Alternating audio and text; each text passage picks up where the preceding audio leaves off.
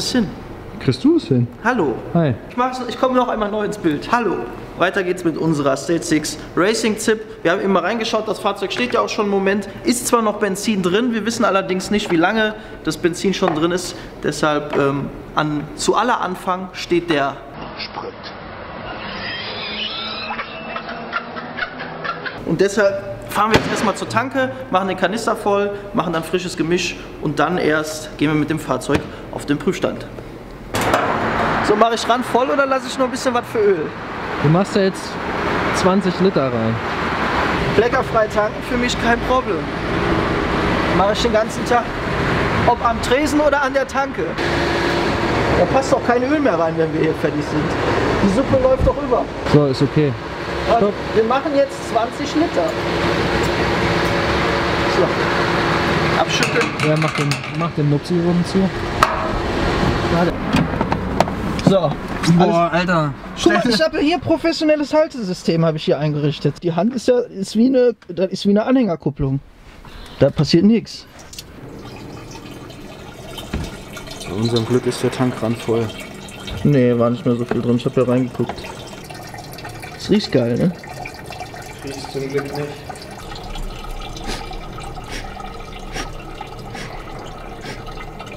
Oh, wird mir direkt die Rinde weich, ne? Geil.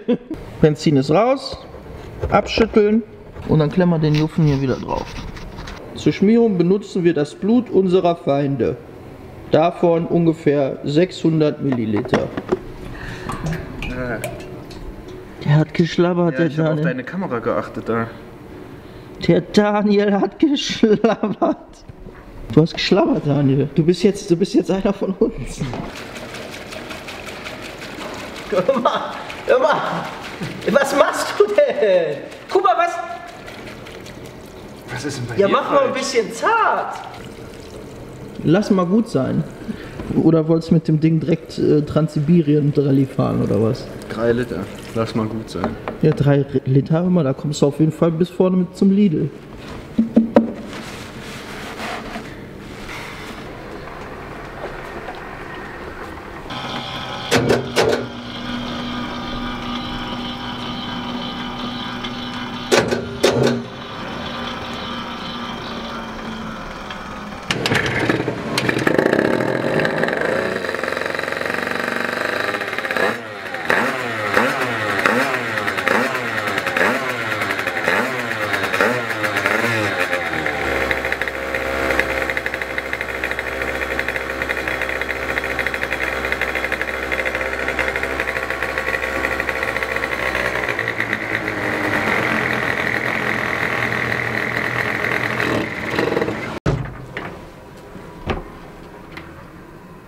So, der Roller läuft, wie ihr gesehen habt, allerdings läuft kein Benzin nach in den Vergaser.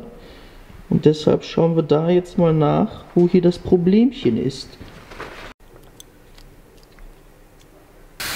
Weil Bremsenreiniger ist aggressiv für die Haut.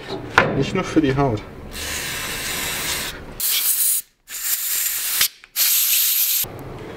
Wie ihr eben ja schon gesehen habt, hatten wir das Problem, dass der Roller auf dem Prüfstand zwar anging, aber ziemlich schnell wieder ausging und auch allgemein recht merkwürdig lief, sage ich jetzt mal, nachher auch abgemagert ist ein bisschen. Was haben wir jetzt eben gemacht?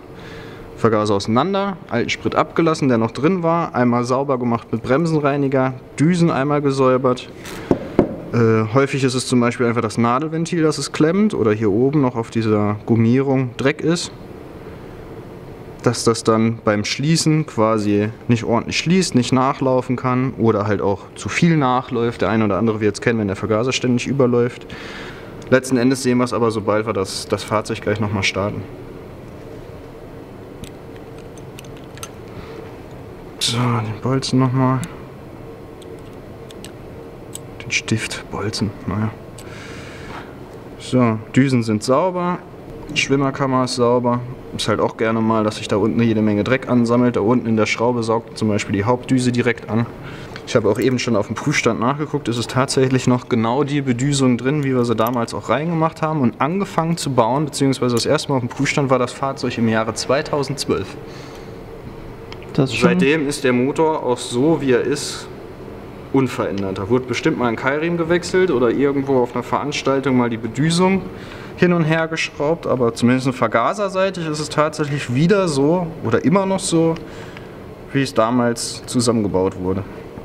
Ich denke, der Antrieb wird so langsam mal durch sein. Der Keilriemen ist halt mal mindestens alt und hart geworden, da werden wir sicherlich bei müssen. Ansonsten weiß ich nicht, wir werden es sehen. Das zeigt halt der Prüfstand. Das jetzt vorher immer, das ist immer so ein bisschen Rätselraten. Man weiß natürlich über die Zeit, wo so bekannte Fehlerquellen sind und was wann irgendwann mal kaputt geht oder gewechselt werden sollte, nach wie vielen Betriebsstunden. Aber bei dem Fahrzeug wurde da jetzt, sage ich mal, auch nicht so penibel drauf geachtet, weil wir den immer wieder auf Veranstaltungen mit haben. Da diverse und unterschiedlichste Leute mitgefahren sind, einfach teilweise den ganzen Tag.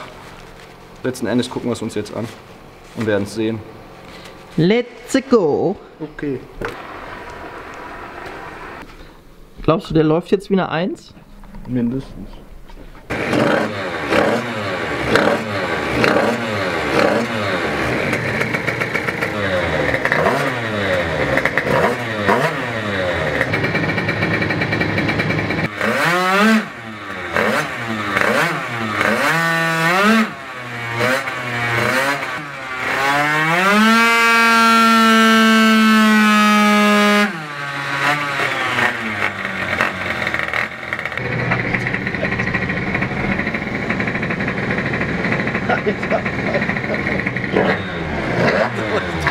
Wir haben jetzt 7 Läufe gemacht. Das liegt alles so um 20 PS, würde ich sagen. Hier unten sieht man noch die Drehzahl, falls euch das interessiert. So, hier vorne passt die Drehzahl. 13,7, 20 PS. Vielleicht auch mal ein bisschen weniger. Hier ist nochmal einer mit 20. Hier ist einer mit knapp 20. Aber immer irgendwo, sage ich mal, im Bereich von 13,7, 13,4, 13,6 sowas rum. Je weniger Drehzahl, je weniger Leistung. Sieht man auch im weiteren Verlauf. Je mehr Geschwindigkeit dazu kommt, fällt die Leistung konstant nach hinten hin ein. Am Ende sind es nur noch 18, 17, so je nachdem, wo man halt guckt. Und wenn du hier gegenprüfst, in dem Drehzahlbereich fehlen dir auch 1000 Umdrehungen. Das heißt, wir müssen versuchen, den Antrieb, ich denke mal, Keilriemen wechseln, Variorollen kontrollieren, Gegendruckfeder kontrollieren, ist ja mittlerweile alles relativ lang. Im Idealfall hat er hier in dem Bereich die gleiche Leistung wie hier und das werden wir quasi über den Variotrieb versuchen. Ja, was soll man denn jetzt machen? Wir wollen die Leute jetzt verabschieden. Das war der zweite Teil von unserer Stage 6 Racing ZIP. Wie ihr gesehen habt, wir haben jetzt ein paar Prüfstandsläufe gemacht. Wir liegen um die 20 PS. Die Leistung fällt nach hinten noch ein bisschen ab. Wir wollen mit der Leistung natürlich nach hinten noch ein bisschen rauf. Deshalb schauen wir uns im nächsten Video zusammen den Antrieb an. Der Daniel hat das ja vorhin schon schön erklärt. Falls ihr Bock habt, lasst uns einen Kommentar da, ein Like oder ein Abo, falls ihr es nicht eh schon gemacht habt. Checkt auch mal die Videobeschreibung dort. Kannst auch ein Rap-Video drüber legen. Jetzt hör auf, ich bin noch. Das Hack ist noch nicht beendet. Checkt auch mal die Videobeschreibung. Dort haben wir zum Beispiel die Teile, die wir hier verbaut haben, verlinkt. Genauso wie die Angebote der Woche bei uns im Shop. Schaut da mal vorbei. Schöne Preise für schöne Teile. Im nächsten Teil geht es weiter mit diesem Fahrzeug. Und wir machen natürlich noch weiter mit der Aprilia SR vom Harzweiler. Neuer Auspuff ist unterwegs. Sobald es da Neuigkeiten gibt, haben wir da auch noch Videos raus. Das war's für den Moment. Hast du noch was vergessen, Daniel? Hab ich noch was vergessen? Mir ist gerade aufgefallen, immer wenn du was Dummes sagst, gucke ich dumm. Ja, das ist doch schön.